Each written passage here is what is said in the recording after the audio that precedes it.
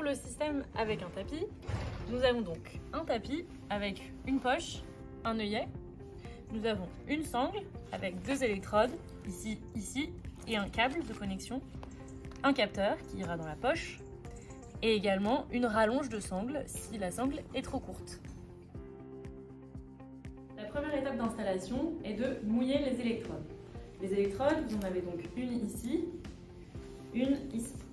On peut vraiment carrément plonger l'électrode dans le seau.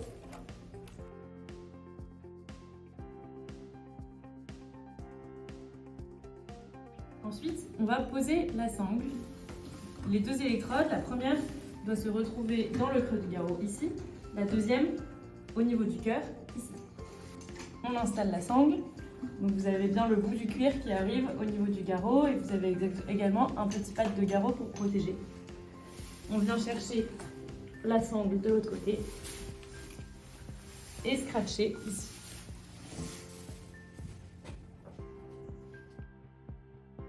Ensuite, on est prêt à sceller. Donc on utilise le tapis. On a positionné le tapis comme un tapis normal. Et on prend le câble et on peut le passer au niveau de l'œillet. Ensuite, on démarre un entraînement sur le capteur. Première étape, on appuie sur le bouton.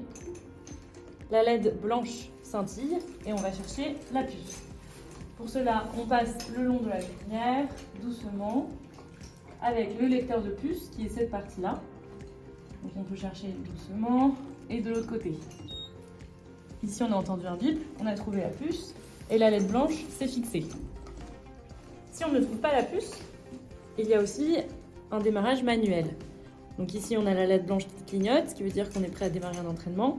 Et on peut appuyer 3 fois, 1, 2, 3, pour démarrer un entraînement. Ici, la LED blanche s'est fixée, on est prêt à enregistrer. Je vais ensuite glisser le capteur dans sa poche.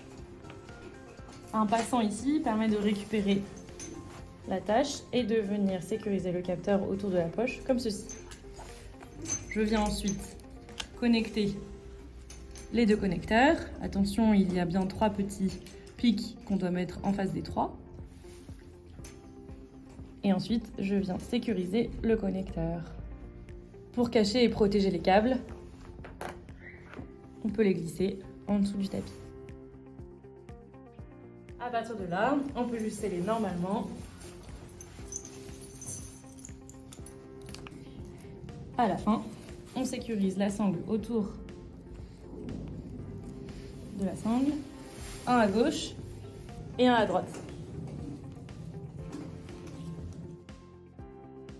Vous êtes prêt à partir si vous avez la LED blanche fixe qui veut dire qu'on enregistre, la LED verte qui veut dire que nous avons le GPS et la LED rouge qui clignote au rythme du cœur qui veut dire que nous avons bien le signal cardiaque. Pour déceler, quelques points d'attention. On commence par éteindre le capteur en appuyant 3 secondes. Un bip signale que le capteur s'est éteint. Et on n'oublie surtout pas de détacher les connecteurs avant de déceler, au risque de les arracher. On se souvient qu'il y a les scratchs des 2 côtés. On désangle et on peut déceler normalement.